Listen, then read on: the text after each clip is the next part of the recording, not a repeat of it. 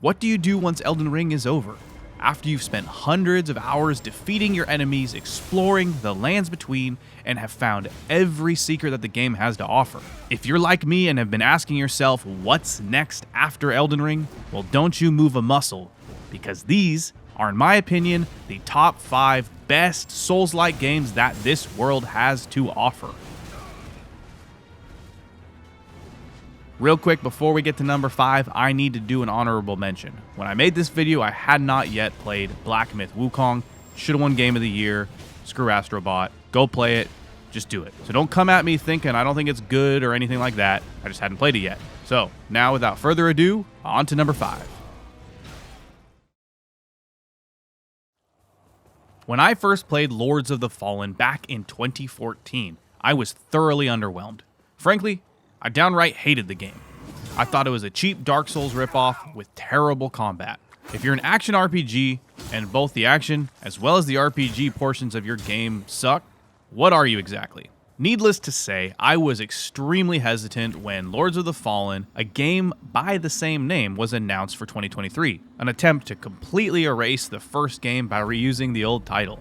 Thankfully, I was pleasantly surprised by it. I don't know if that's because I had terrible expectations going into it, but it definitely exceeded what my preconceived notions were. By all intents and purposes, Lords of the Fallen is a by-the-books Dark Souls clone, with a few interesting tweaks and new game mechanics thrown into the mix. It's a game set in a gothic fantasy world with a very, very heavy focus on religion and pain. It's also extremely brutal and very gory. Think Blasphemous, but in 3D. You run around slaying monsters and other foul creatures using swords, axes, bows, hammers, and any other tools of death, kind of like most other Souls-like games.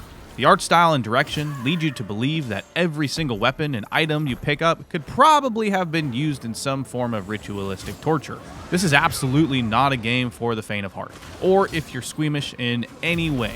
The main way that Lords of the Fallen separates itself from all other FromSoft games is the ability to jump between 2 different worlds. Your own world, called Axiom, and a shadowy realm called Umbral. Think of the Upside Down from Stranger Things. There are a few really cool and exciting uses of the Umbral world. The longer you stay in the Umbral world, the more XP you get. But it often becomes more and more dangerous until you start getting hunted by these terrifying wraiths and other fiends. There are tons of puzzles you need to solve by hopping back and forth between the worlds. For example, there might be a cliff in front of you that you can't cross. But if you hop into the Umbral world, you'll see a platform you can latch onto and pull towards you using your super creepy Umbral lantern. Speaking of your lantern, this is also an item you can use to pull souls out of enemies and deal damage to the soul. Then there's an echo effect that will transfer the damage back to the enemy. It's pretty sweet. The other mechanic that you could say is quote-unquote stolen from a FromSoft game like Sekiro is the ability to resurrect after you die. Once you die, you resurrect in Umbral form. Your health is cut down by about half, giving you your normal health bar and then a second gray health bar called Wither. Wither has a whole bunch of other uses in this game, but right now let's just talk about the resurrection. Any damage you do while you have this gray health bar will regenerate it and potentially go back to full. But if you take any damage while you still have that gray health bar, Wither, then it's just gone. Poof. You'll have to use a healing item in order to heal now, or just die like I did constantly. With all of the unique game mechanics, along with the massive improvements to gameplay and combat, I think this is a worthy addition to anyone's list of games to try. Plus, it's on Game Pass, which is nice because you don't have to go drop a ton of money on a game you're unsure about. Sometimes you might want a game a little more fast-paced than the slower, more methodical gameplay of most FromSoft games. If that is something you're looking for, then I've got the game for you. Nioh 2 is a fantastic RPG which takes place in Japan during the Sengoku period. During your exploits, you will fight your way through hordes of demons and many other foes as a samurai, ninja, magician, marksman, or any combination of the above. I think that something Nioh 2 accomplishes so incredibly well is giving you ultimate flexibility. During combat, you can instantly swap between 3 different fighting styles, which all have radically different move sets and accomplish vastly different things. For example, if you have a melee build centered around applying status effects, you would fight using the low stance, which deals weak but extremely fast blows, which can quickly build up those status effects, and then you can do some devastating damage. Did I mention that you can also swap between multiple different weapon types with just the push of a button? Oh yeah. There are so many different weapon types to choose from, as well as what seems like an infinite number of armor sets that all have different stats, abilities, and set bonuses. This can be extremely intimidating and very overwhelming, but thankfully, Nioh 2 gives you the ability to customize loot filters in-game and set some boundaries for what you actually see drop on the ground, because there is a lot of loot that drops. The last thing that you'll probably want to know about this game is that it is level-based. After an intro mission, you'll be given the option for main story missions, side quests, twilight missions, repeat missions, dojo training, and a lot more. If that seems like a lot of content and a little confusing, it is, but the game is smart and it doesn't immediately throw you into all of that at once, but it slowly rolls that out over the first few hours of gameplay and teaches you about each one of those things individually. All in all, this is a fantastic game, and if you're a fan of being a ninja or just a fan of Elden Ring, you absolutely need to play Nioh 2. Dark Souls with guns. I mean, do I need to say any more? Well, I need to because that's my job. Building off the solid foundation that developer Gunfire Games crafted with their first installment in the series, Remnant from the Ashes, Remnant 2 brilliantly changes and evolves the formula into something I had very few complaints about. You're given a huge number of classes to play with, and after only a few short hours, you're given the ability to multi-class, which opens up a whole new world of choice and opportunity. Another really cool feature in the game is if you start a new character, any of the classes that you have previously unlocked in a different playthrough will be accessible to you at the beginning of the game. While this is not a true open world game, Remnant 2 makes up for that by making every level feel unique and each biome you explore feel truly inspired. You can go from a haunted insane asylum to a futuristic landscape and then go to a village in a forest that looks like it would be inhabited by Ewoks. Also, did I mention that it's Dark Souls with guns? While the crafting system is pretty rudimentary, you are able to customize your guns and melee weapons with plenty of augments that could potentially add fire damage to your bullets or even heal you a portion of the damage you deal. For real though, I feel like I don't need to do a whole lot more explaining about the items and weapons because it truly does feel like every single item in the game is an exact copy of an item from Dark Souls, outside of the guns obviously. If mystery, intrigue, Dark Souls with guns, and a unique take on the Souls-like genre piques your interest, then Remnant 2 is a must-play. You know how it feels like every boomer that you've ever met doesn't trust AI and then just clicks on every single link that is sent to them in an email? The Surge 2 imagines a world where all of our boomer parents' and grandparents' fears become reality. Now, this is not a game about robots taking over the world, but a nanovirus that blurs the line between what it means to be machine and man. You start by waking up in a prison where there is seemingly a prison riot going on, but the more and more you make your way through this prison, you realize that it's not just a simple prison riot, but there's much more going on.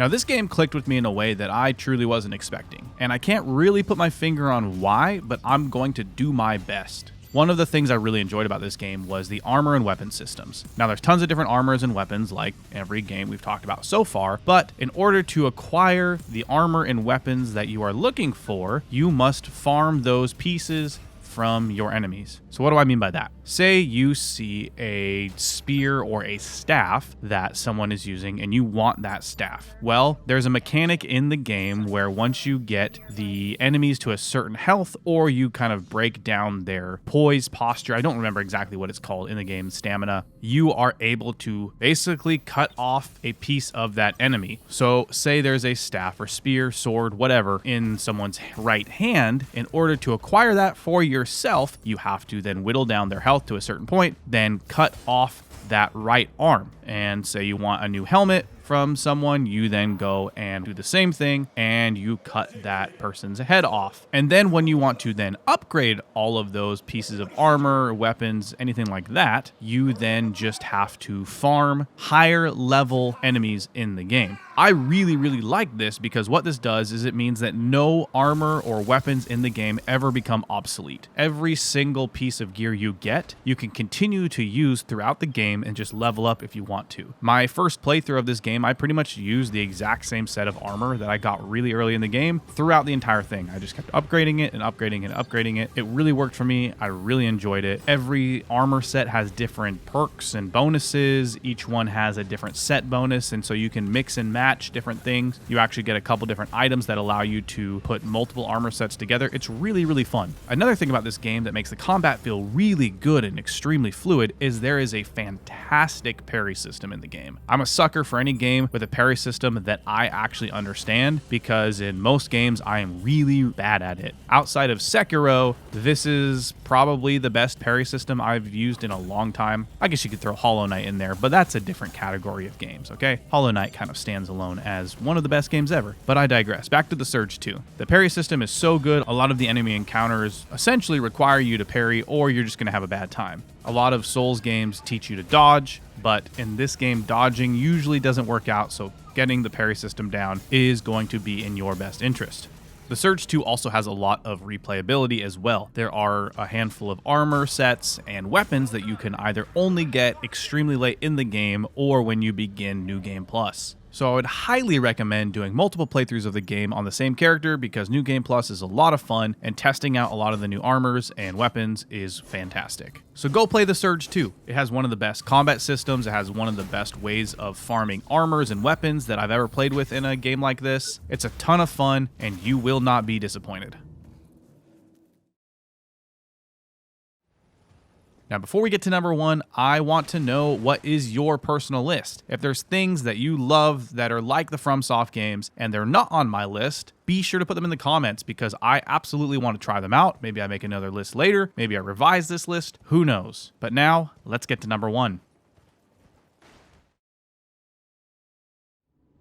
Coming in at the number one spot for games that you should play if you like Elden Ring is The Lies of P. This game took my life by storm. It's all I wanted to play. It's all I thought about. I loved it. I've played it so many times over and over and over again. It's truly fantastic. The Lies of P feels like a game that was made explicitly for me. It hits on all my nostalgia from a child loving Pinocchio growing up to as an adult playing Bloodborne for the first time and having my world rocked by something I never thought was possible in a game. As I started playing Lies of P, it quickly skyrocketed into my top 5 games of all time. You wake up as Pinocchio, a boy, not having any memories, in an abandoned train car in a random train station. As you make your way out of the train car and into the train station, you quickly realize that there are a bunch of murderous, rabid, and crazed puppets all over the place, killing all the humans, and it is your job to kind of unravel this mystery and figure out what on earth is going on.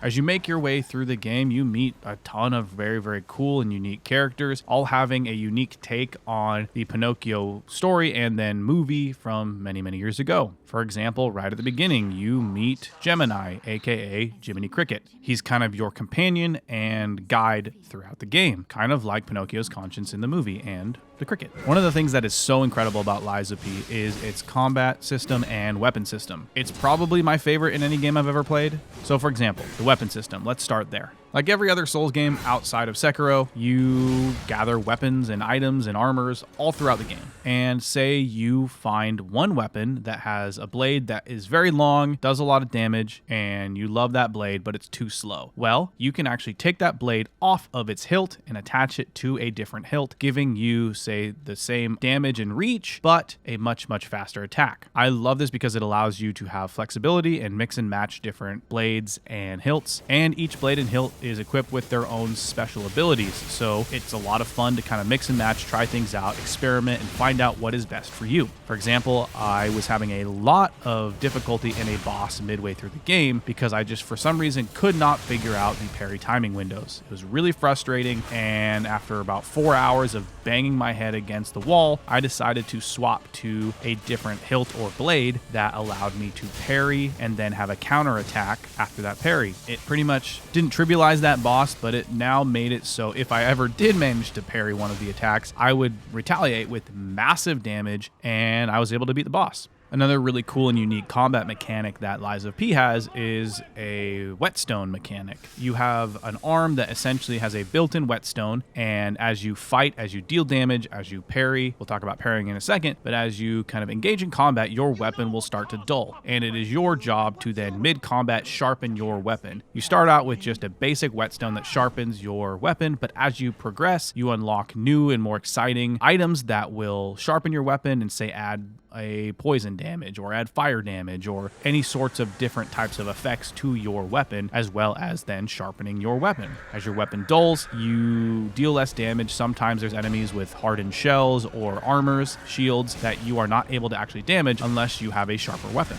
One more thing I think is fantastic about the combat system is how parrying works. It is a massive part of the game. It pretty much is essential to learn how to parry in order to progress through the game and make the game a little easier for yourself. A lot of the Souls games teach you to dodge, well, kind of like in Bloodborne and The Surge 2. And in this game, parrying is your bread and butter, not dodging. If you dodge, you're going to have a bad time. You want to parry, not only because that's how you're going to avoid taking damage, but when you parry, it gives you the ability to break your enemy's weapons. So oftentimes you can actually make boss fights a lot easier because when you parry at the right time, you will break their weapon and not allow them to do as much damage. For example, the very, very first boss that you encounter has a big old mace, and if you parry it a few times, the mace will break in half and it will not be able to use that weapon against you anymore. As far as the story goes, it's definitely not the same as Pinocchio. I mean, I don't know about you, but I don't remember a bunch of murderous, crazed puppets in the movie when I was a kid, but, you know, maybe I'm looking at it through rose-colored glasses. The story is unique. It takes a lot of interesting twists and turns. You're given many opportunities to make decisions in the game and kind of have dialogue responses, but a few times throughout the game, you will have timed dialogue responses. So you'll be presented with two options. Both of them might actually seem like a bad option. There's not like a good option and a bad option, but you've got a timer and a decision to make, and it's on you to choose the outcome of that decision. And like I said earlier, all of these have a big impact on the outcome of the game.